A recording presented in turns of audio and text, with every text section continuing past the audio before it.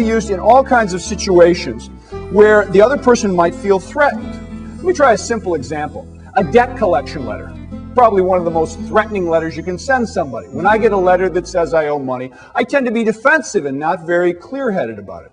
Consider this middle paragraph from a debt collection letter. We appreciate your business, but please give us a break. Your account is overdue 10 months. That means we've carried you longer than your mother did. Notice how different that is from, if we do not receive payment in 14 days, we will turn this over to our attorney. That makes people get defensive. And even if they pay up, they're going to pay up with a scowl on their face. If you can get people to laugh and realize that they owe you money and pay up, much more successful. Since 1978, I've been doing research on humor and its importance in all areas of life, especially in the workplace. I've written 4 books and over 50 articles about humor and various applications, especially, as I said, in the workplace. In 2004, I was elected president of the International Society for Humor Studies. That summer, we met in Dijon, France, and my family's still eating the jars and jars of mustard that I brought home. In 1988, I took the show on the road by launching my consulting firm, Humorworks. I've done over 400 presentations now for nurses and teachers and college students and lawyers. At IBM's Advanced Business Institute, I've done over a dozen presentations. My work has appeared in some newspapers like the New York Times and the Chicago Tribune. As we get into my programs, one of the things that we have to fight is the traditional prejudice against humor. Unfortunately, when we were kids in school, a lot of us had teachers who tried to brainwash us into thinking that humor is silly and counterproductive and something we should cut out. Preschoolers laugh on average over 200 times a day, but adults are down to about 15 times a day. So one of the things we try to do is overcome that prejudice and show how humor can be part of a creative, productive workforce. A big example here is Herb Kelleher and Southwest Airlines, which is a huge topic because Kelleher has introduced not just humor, but creative thinking and problem solving and camaraderie into the whole organization of Southwest Airlines. The hero of this movement is someone named Herb Kelleher, whom you may have seen on 60 Minutes or read about. Herb Kelleher is the head of Southwest Airlines. Here's a story from Fortune magazine. Is Herb Kelleher America's best CEO? He's wild, he's crazy, he's in a tough business, and he's built the most successful airline in the United States. Here he's flying with a World War I leather helmet on and goggles, and Herb Kelleher explains in the story how sense of humor is the only absolute requirement they have at Southwest Airlines. He said, everything else we can train you for.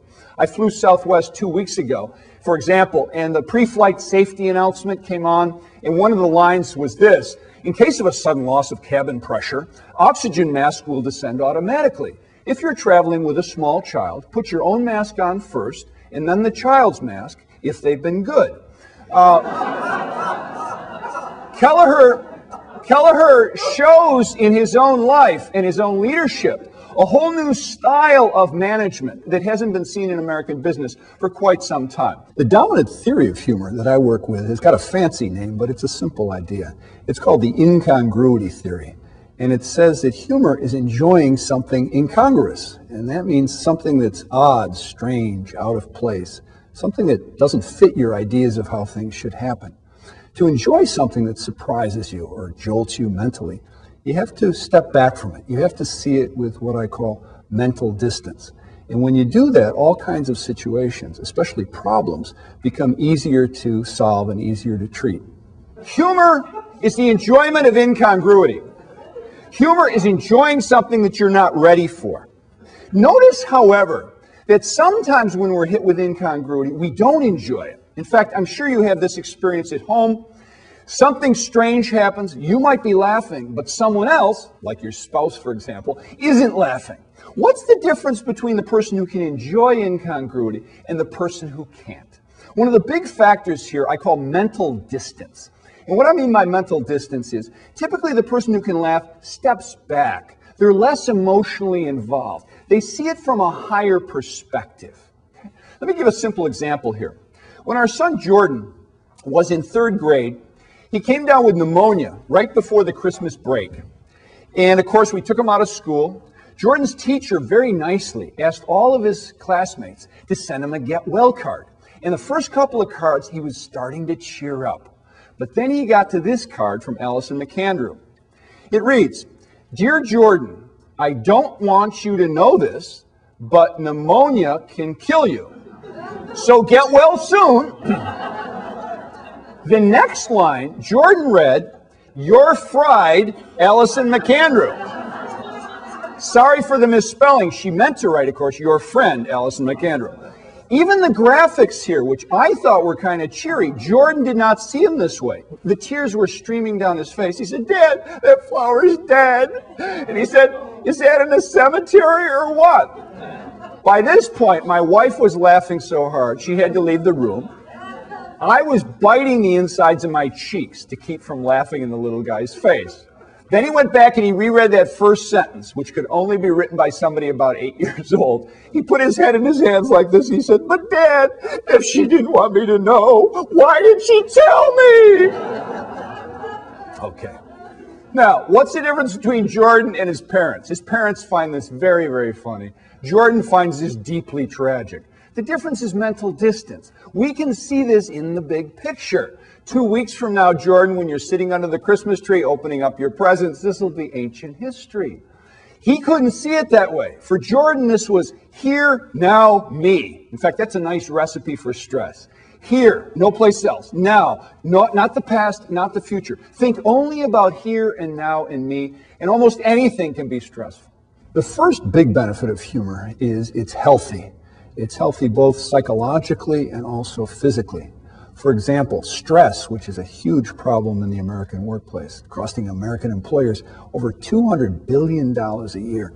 Stress is physically exactly the opposite of humor. Mentally, humor and stress are the opposite too. For example, they measure stress in your blood with 4 chemicals. All 4 go up in stress, but all 4 go down when you laugh. Your immune system gets suppressed when you're stressed out, but it gets enhanced when you laugh.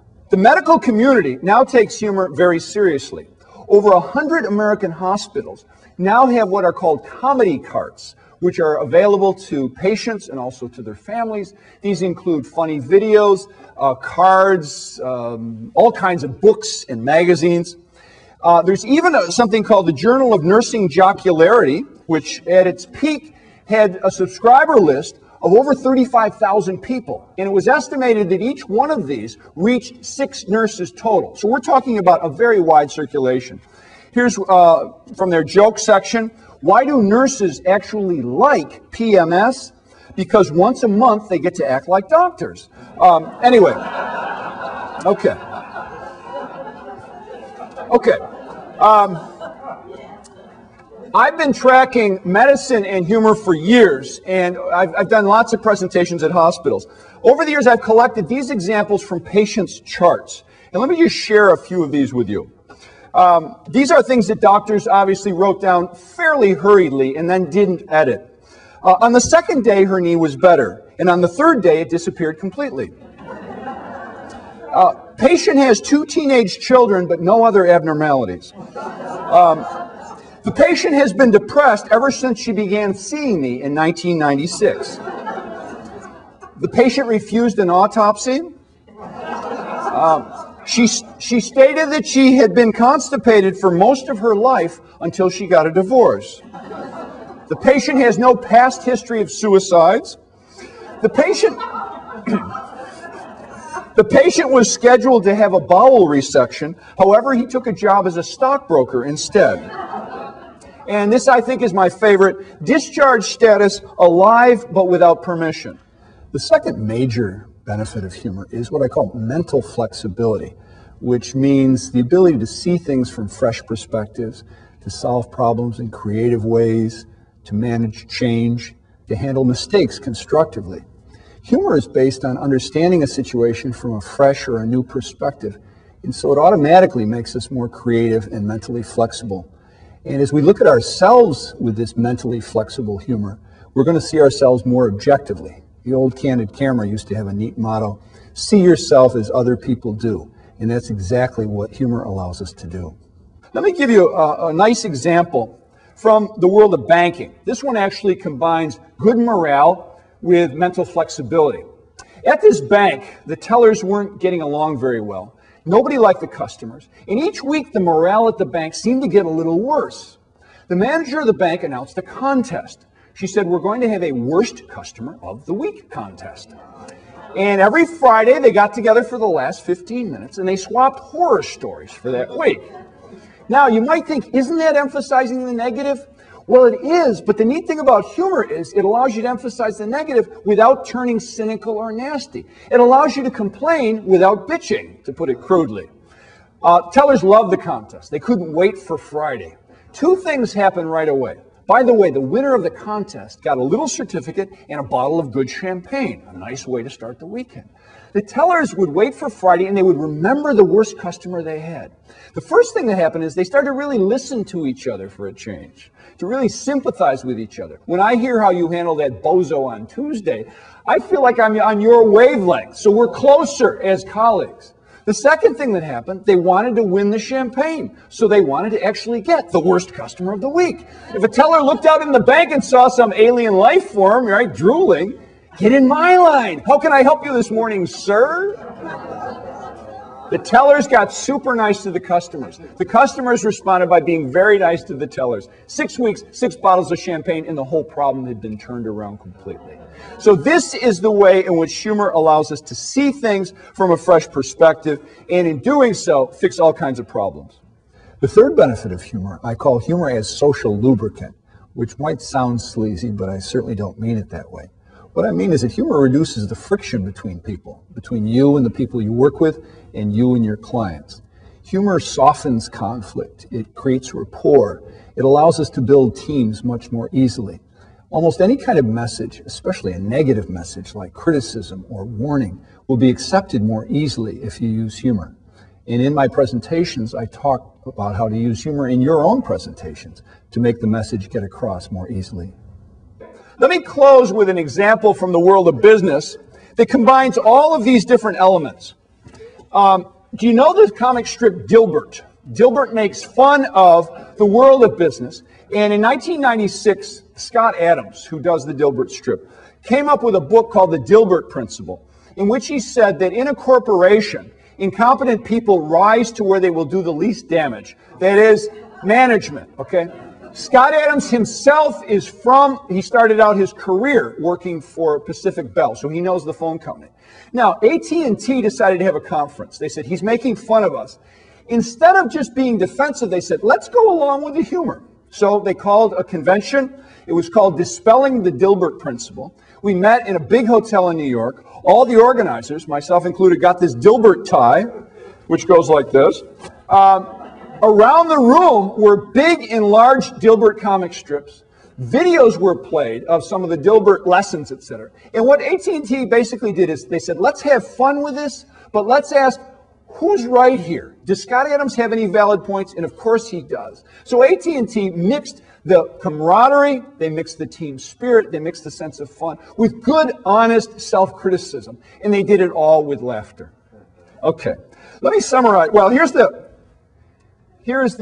logo for the Dilbert thing. Okay, let me summarize the whole presentation.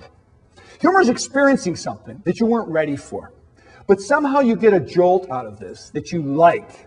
No animal can do this. You can dress up, for example, in a really funny costume in front of your cat, but your cat will not be amused. We are the only creature who can laugh because we're the only creature who can rise above ourselves. We're the only person who can get out of the here, now, me, and see ourselves as other people see us from the outside, okay? You can practice this, and you can put more humor into your life by asking a simple question. The next time you face a crisis, ask yourself, what's this going to look like a year from now? Suppose it's still going to look bad. What's it going to look like 5 years from now or 10 years from now?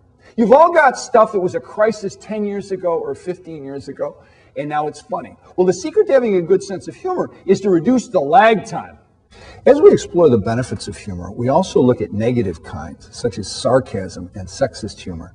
This naturally takes us into the differences between the way men use humor and the way that women use humor. For each presentation, I customize the details to the group and what the group is concerned about. So we'll be discussing real examples from real workplaces like yours. By the end of the program, I think you'll see that humor is essential, not just to the workplace, but to your life generally.